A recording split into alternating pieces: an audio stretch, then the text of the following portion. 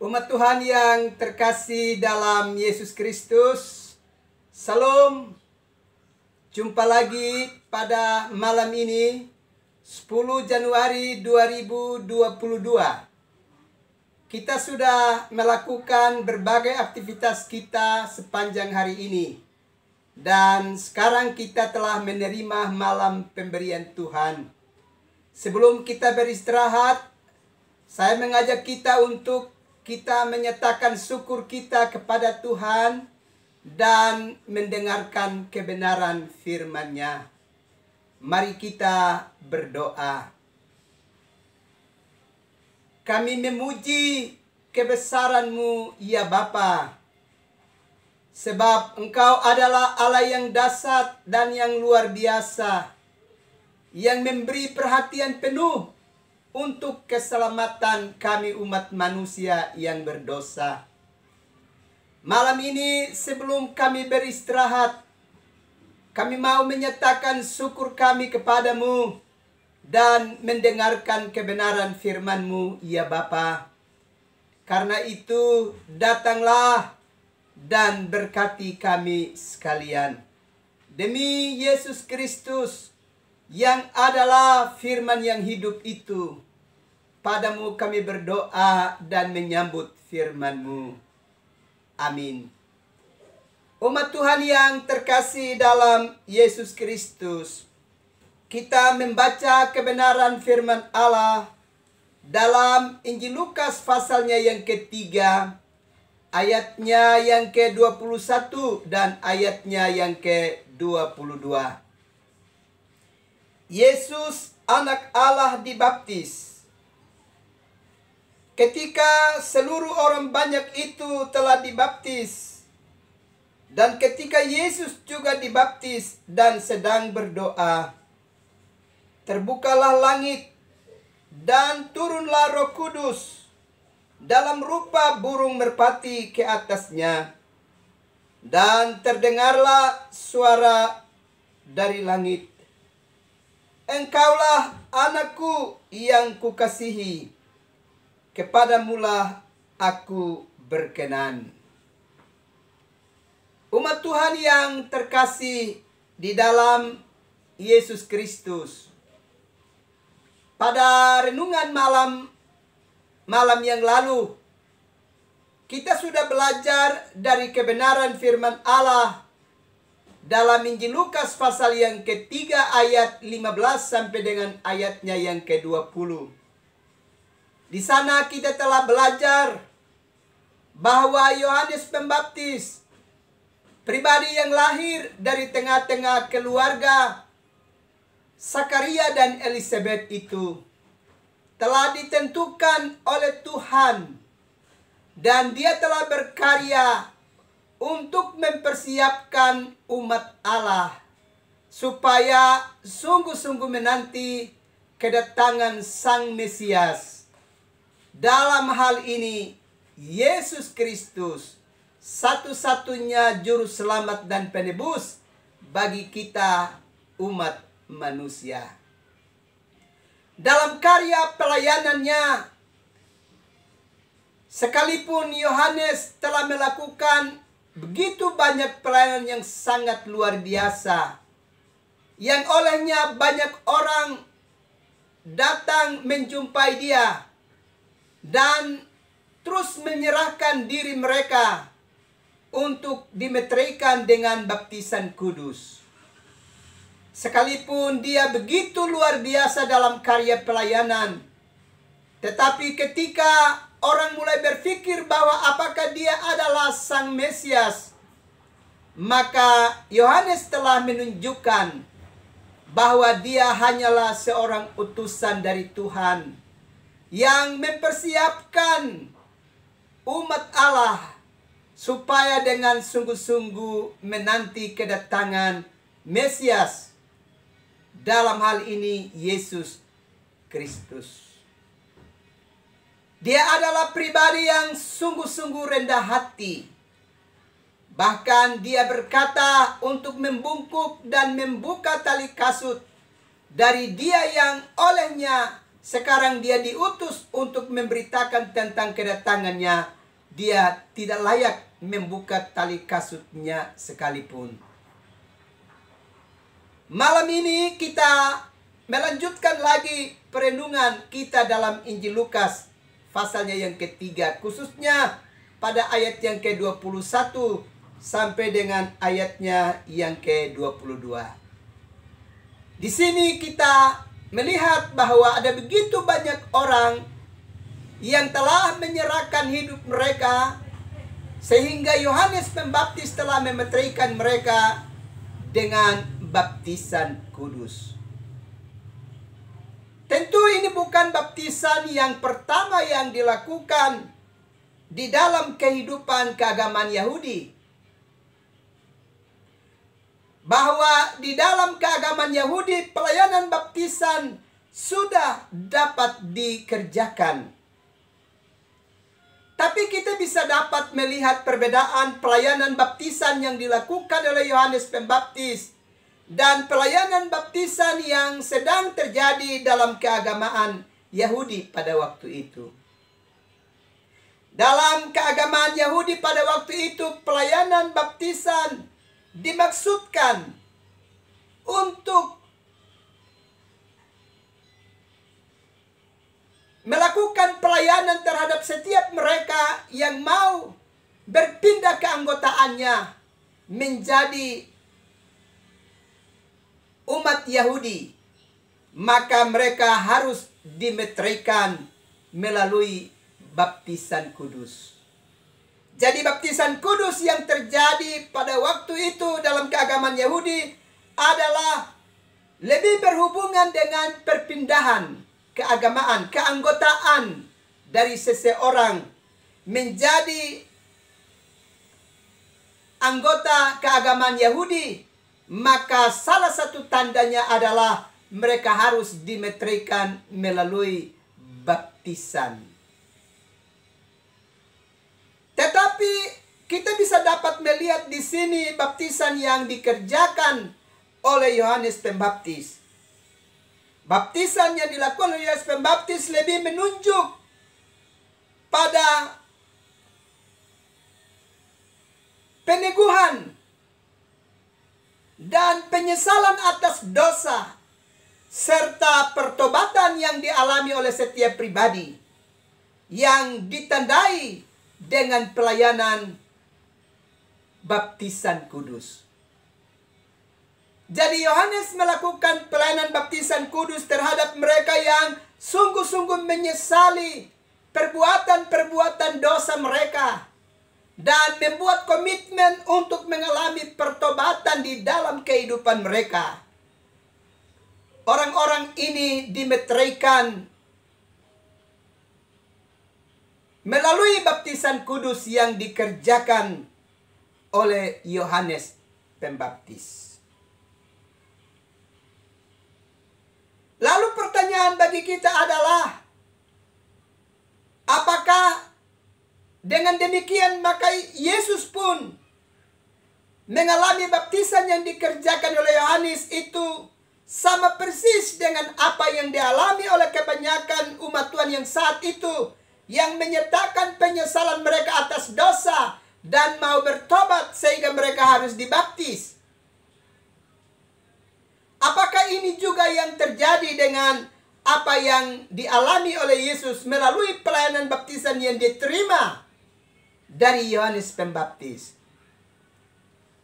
Kita harus ingat bahwa Yesus bukanlah orang berdosa. Firman Allah menegaskan kepada kita bahwa Ia telah menjadi sama dengan manusia dalam semua kecuali dosa. Karena itu pelayanan baptisan yang diterima oleh Yesus dalam pelayanan yang dikerjakan oleh Yohanes Pembaptis adalah sebuah perendahan diri menjadi sama dengan manusia. Supaya dengan perendahan diri menjadi sama dengan manusia, Ia bersedia untuk memikul beban dosa kita dan mengerjakan karya pengampunan dan penebusan dosa kita umat manusia demi keselamatan kita di dalam kerajaan Allah. Karena itu pelayanan yang diterima oleh Yesus adalah Yesus sungguh-sungguh merasa solider dengan kita umat manusia. Dan dia mau menerima bagian pelayanan itu. Supaya sungguh-sungguh dia menunjukkan kerendahan hatinya di hadapan Sang Bapa. Dan siap mengerjakan karya pelayanan besar untuk keselamatan bagi kita umat manusia. Bapak, Ibu, saudara-saudara yang terkasih di dalam Yesus Kristus. Selanjutnya kalau kita perhatikan apa yang terjadi sehubungan dengan pelayanan baptisan yang diterima oleh Yesus pada waktu itu. Kita bisa perhatikan di dalam bacaan firman tadi. Bahwa paling kurang ada 3 peristiwa besar yang terjadi terkait dengan pelayanan yang dialami oleh Yesus pada saat itu. Yang pertama, bahwa langit terbuka.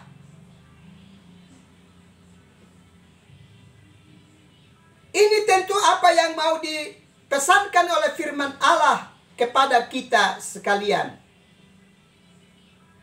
Kalau firman Allah bicara tentang langit terbuka, maka ini tentu mau mengingatkan kepada kita bahwa melalui kehadiran Yesus Kristus di tengah-tengah kehidupan dunia ini dan melakukan karya pelayanan besar untuk penebusan dosa kita dan keselamatan kita umat manusia, maka jalan sudah terbuka.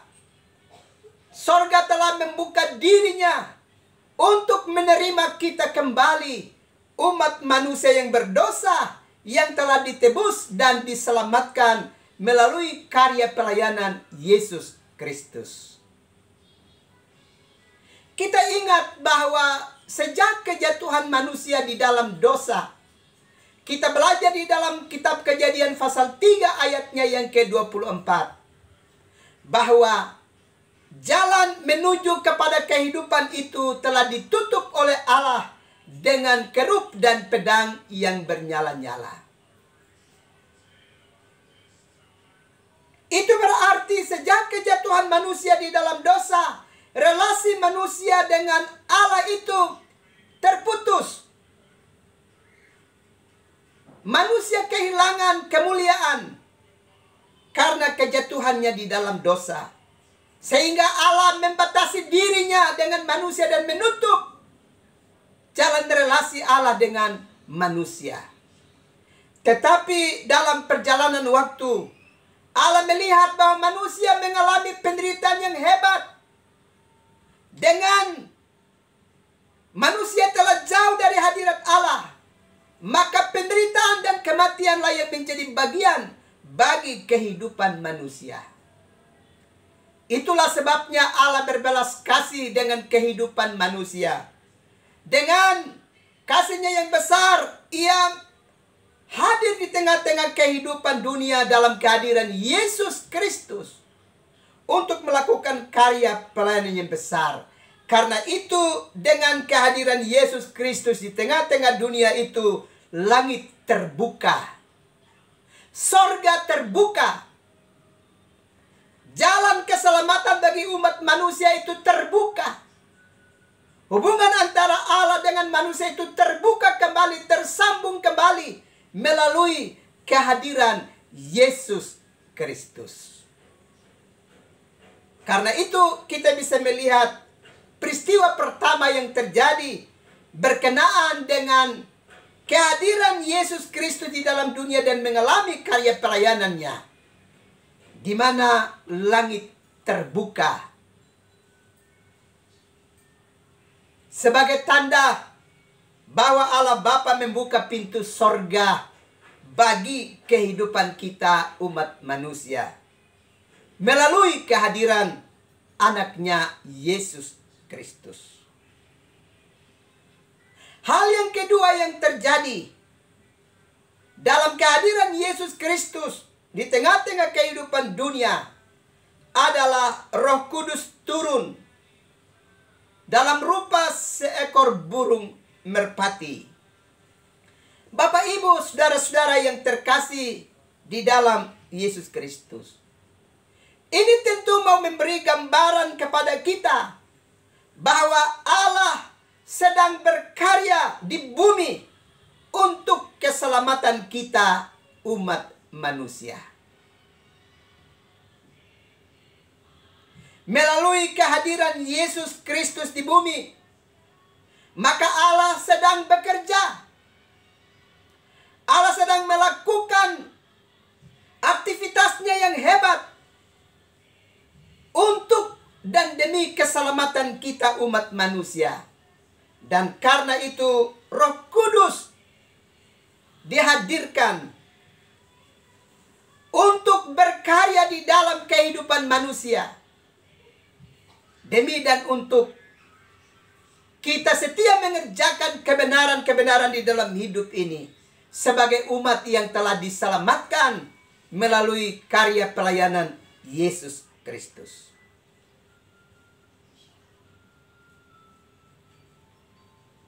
Dengan demikian, dengan kehadiran Roh Kudus, maka sebagai umat percaya kita diingatkan supaya kita tidak lagi beraktivitas mengikuti kedagingan kita, tapi kita harus hidup menurut Roh Kudus.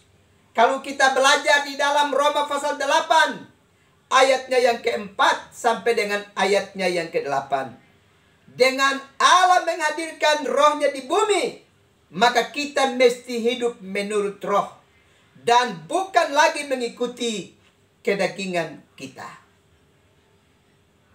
Sebab hidup menurut kedagingan akan mengantarkan kita kepada kematian kekal, tetapi hidup menurut roh akan mengantarkan kita pada kehidupan. Selanjutnya, melalui kehadiran Yesus Kristus, melalui bacaan tadi kita melihat tanda yang lain yang terjadi, yakni terdengar suara dari sorga yang berkata, "Engkaulah anakku yang kukasihi, kepadamulah aku berkenan." Ini mau menegaskan kepada kita bahwa Allah Bapa mengakui bahwa Yesus Kristus adalah anak Allah. Dan Allah berkenan untuk ia berkarya di bumi demi dan untuk keselamatan kita umat manusia. Sehingga kehadiran Yesus Kristus itu adalah perkenanan Allah untuk Allah berkenan menyertakan anugerahnya demi dan untuk keselamatan kita umat manusia. Dan Allah berkenan karya penyelamatan itu harus dikerjakan supaya kita bisa dapat diselamatkan. Selanjutnya, melalui bagian ini ada pengakuan dari Allah Bapa bahwa Yesus itu adalah pribadi yang kekal. Dia adalah anak Allah. Dia itu adalah Allah sendiri yang sedang memasuki dunia dan berjumpa dengan manusia demi dan untuk keselamatan kita.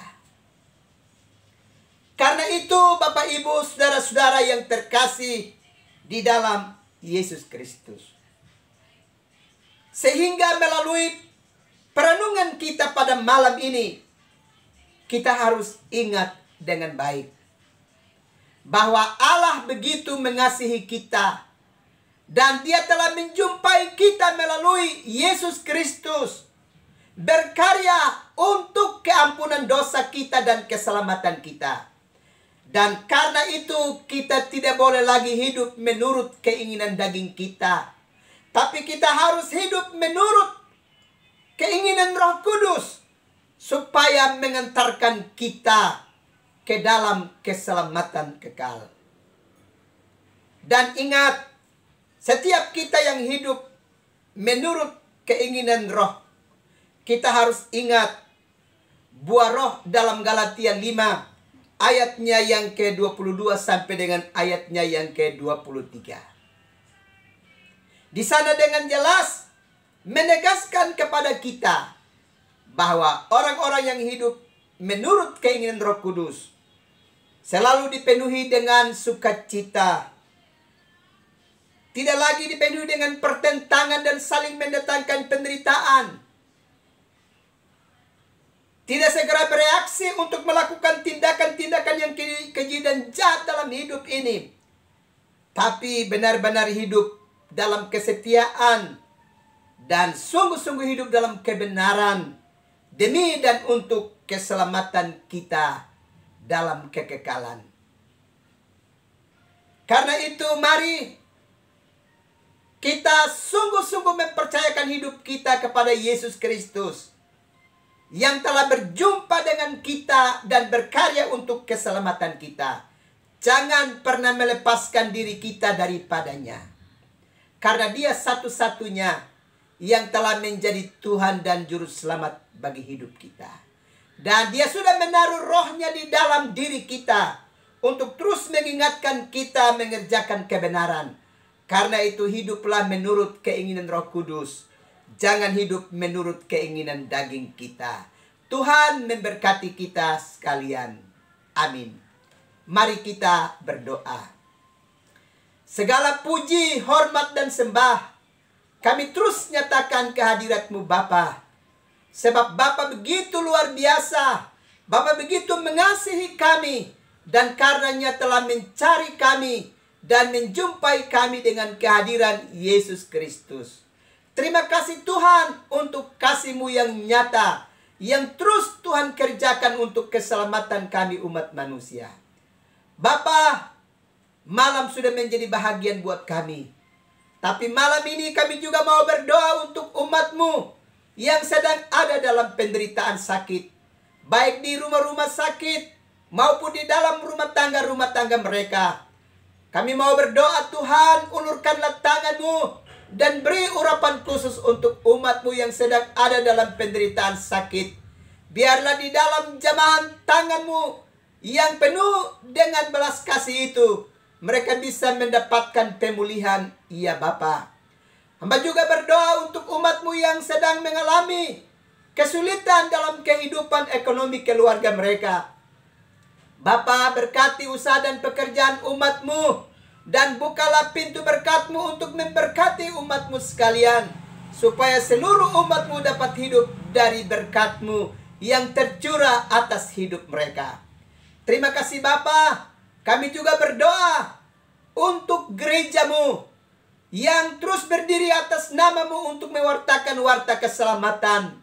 Para pendeta, para penatua, diaken, pengajar, para penginjil dan seluruh pelaku pelayanan dalam gereja Tuhan. Kiranya Allah berkenan memberkati para pelaku pelayanan ini, sehingga benar-benar berdiri atas nama-Mu dan terus mewartakan warta keselamatan bagi umat manusia. Demikian juga kami mau berdoa untuk bangsa dan negara kami, pemerintah kami, Bapak Presiden, dan seluruh jajarannya, para gubernur, bupati, dan wali kota di mana kami menjadi bagian.